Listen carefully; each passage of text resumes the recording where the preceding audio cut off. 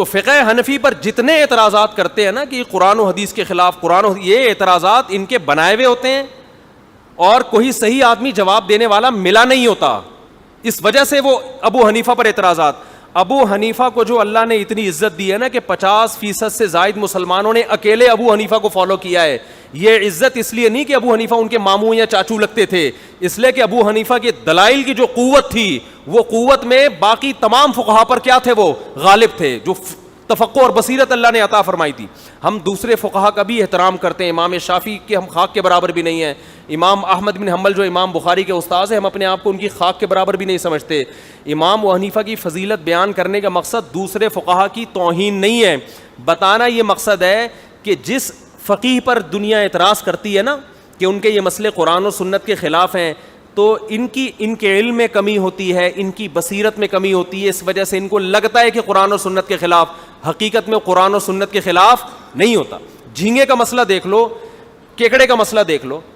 بہت سے لوگ کہتے ہیں یار یہ کیکڑا جو ہے نا تو قرآن میں آتا ہے احل لکم صید البحر، تمہارے لیے سمندر کا شکار حلال ہے، تو کیوں ابو حنیفہ نے پابندی لگا دی کیکڑا کھانے پر؟ ایک صاحب مجھ سے الجھ پڑے کہ یار یہ تو قرآن میں صاف ہے کہ سمندر کا شکار حلال ہے.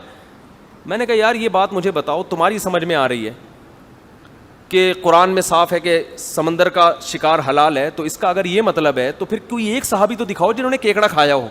بھائی کوئی ایک تابعی تو دکھاؤ جنہوں نے کیکڑا کھایا ہو. کیوں نہیں کھاتے تھے اس وقت؟ قرآن کی آیت کا مطلب احل لکم صید البحر، یہ حرم سے متعلق ہے.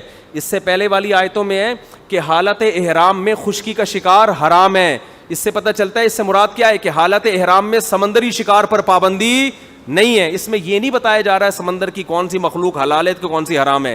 اس میں تو یہ بتایا جا رہا ہے کہ احرام کی شکار والی پابندیاں خشکی کے جانوروں پر لاگو ہوتی ہیں، سمندروں کے جانوروں پر لاگو نہیں ہوتی.